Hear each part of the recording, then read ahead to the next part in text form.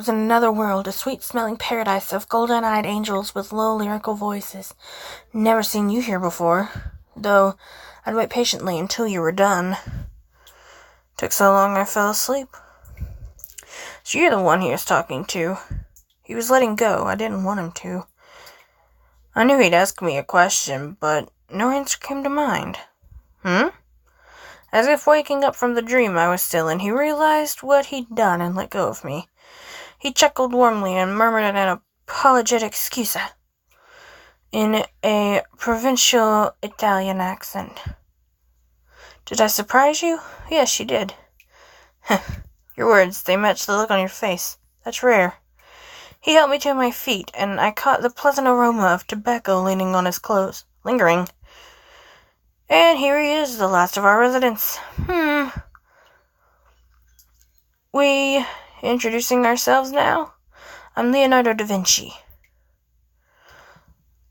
Along with Sebastian and myself, 9 of the greatest figures in history reside in this mansion. Leonardo ran a gloved hand through his hair. His voice was still heavy with that rough, sleepy quality. I don't know what happened, but your luck ran out for you to have wound up in a place like this. Why do you say that? Simply put, cara mia, I don't think you're going to enjoy it here.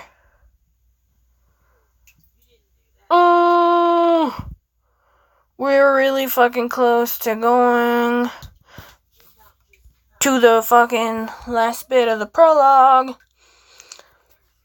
Finally, I'm alone. I sank onto the bed in what was to be my room, alone with Mosette and my thoughts. It was easy to imagine that this was a dream, and that I was back in my hotel. If only it was a dream. I'm willing to believe I traveled back in time, but I cannot believe I had dinner with a bunch of time-traveling artists and scientists and musicians, and I tried to recount everyone I'd met. Vincent van Gogh and his younger brother Theodorus. One paints masterpieces, the other sells them. One is nice, the other, I'm not so sure. They seem close, though. The 2 Arthurs, Sir Arthur Conan Doyle, who created Sherlock Holmes, and Osamu Dazai, who wrote No Longer Human. The class flirt and the class clown. They both seemed to want my attention. Was Sir Isaac Newton really that shy? He wouldn't look me in the eye. I can't even picture Jeanne d'Arc. I wonder what he's really like. Your words, they match the look on your face. That's rare. How did I so lose myself around Leonardo da Vinci? And what exactly was he thinking? As if the banquet wasn't bad enough. Wolfgang Amadeus Mozart. His music was so lively and fun, but he seemed cold and empty inside. And of course I can't forget. I'll answer your questions later. You need to escape before the others find you. Napoleon Bonaparte. He was trying to rescue me, I was sure of it. From what?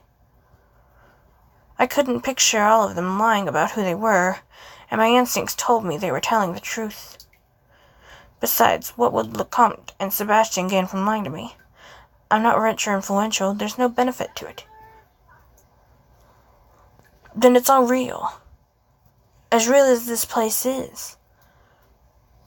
I slipped off my jacket, kicked off my shoes, and took out my earrings. Enough thinking. It's time for bed.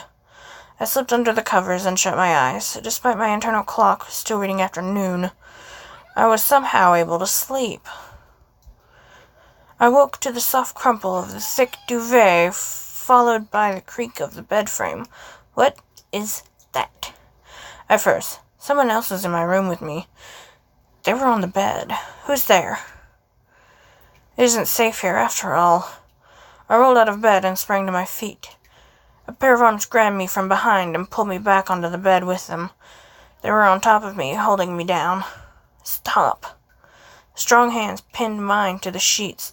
My legs were trapped under theirs. Don't move. Their breath was on my ear. My body tensed. Sharp teeth sank into my neck. It stung only a moment. No, not even that long. What I felt couldn't be described as pain. I feel so hot. I couldn't move my limbs. They weren't under my power anymore. He flickered across my vision like a desert mirage.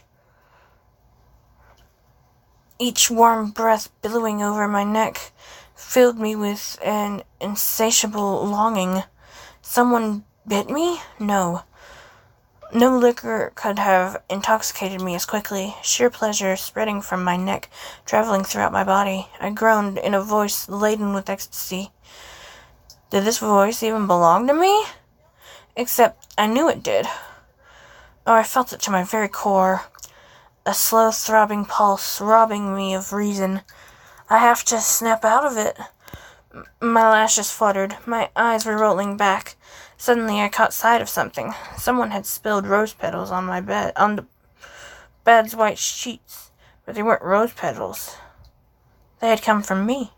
That's blood. My blood. Before I let go of consciousness and slipped into the void, I heard a man's voice. I want it all. Your body, your heart, and your destiny. No. I scrambled out of bed, clutching my neck. There was no puncture wound. No blood.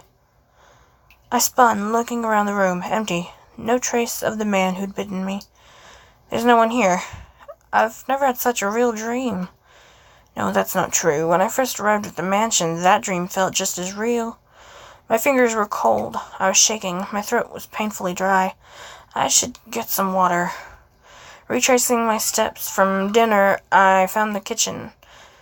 It was lit with electric lamps. Sebastian was up washing dishes. After that nightmare, I sighed in relief to see him. Is something the matter? Yes.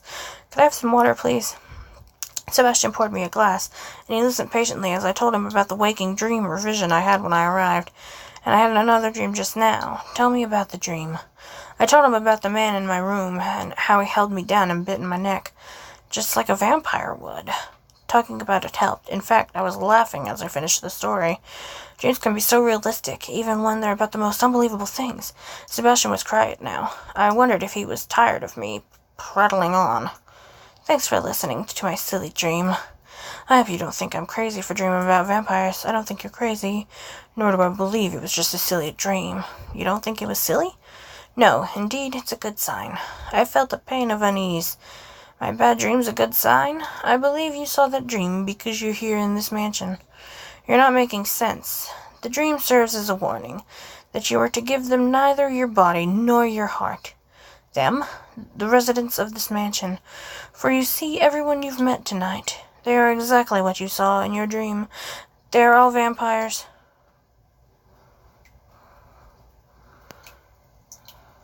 Ooh, bitch. Character selection. Go away, I don't need a summary.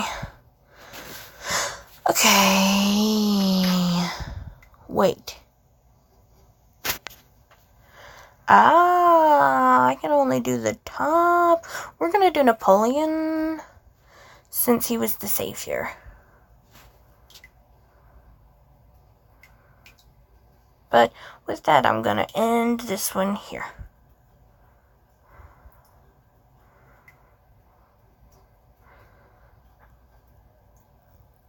Y'all can pause and read all that shit. You'll find all the most important game features in the home menu, blah, blah, blah. Okay. I'm gonna end this here. I'll see y'all in the next episode. Bye.